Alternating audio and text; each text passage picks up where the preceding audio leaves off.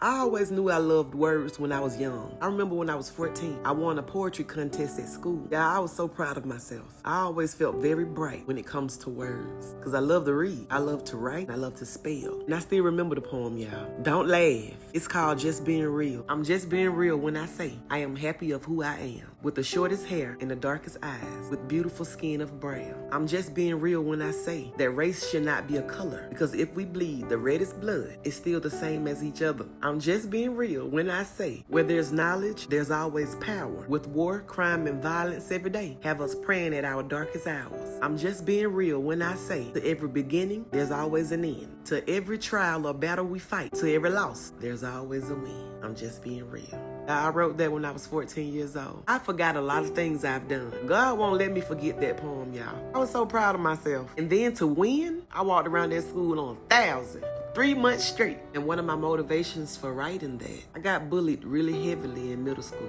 I used to be a real quiet kid. Growing up as a kid with no parents, but have you kind of withdrawn and isolated. So I was weird to a lot of people. I was like the target to all the popular kids. So I used to write a lot. Like when they called me ugly, I used to go home and be like, Vanessa, you still pretty. So what, my hair ain't long as hers. I wrote Just Being Real, which started out as me venting in my journal. But you know, as a kid, you be like, I gotta make it rhyme. And it became my first poem. Middle school was really rough for me, but I'm grateful for it because my passion for writing was birthed there. I learned how to make the pen an outlet. Everybody know it's coming to be tripped up when you're bullied. Have spitball shot at you. But you know one of the worst things that happened to me in middle school? We was in line to go to lunch, and the teacher stepped around the corner. A girl set my hair on fire. Everybody was just laughing as I patted out. I was too embarrassed to tell. I never even told nobody at home, but my journal knew. I appreciate them days. Sometimes God allow you to go through stuff in order for what you're going through to trigger what matters the most. If I never used that pencil to write my feelings down, if I never put the words on the paper, God could have never showed me how to put it together.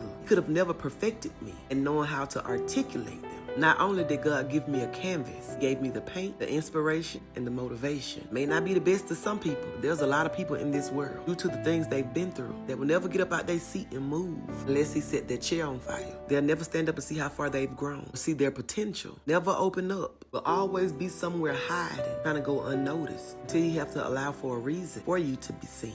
And it may not be something extreme like having your hair set on fire. But when God say He gonna complete the work He started in you, that is by any means. And I'm just being real. Y'all have a good day and be blessed.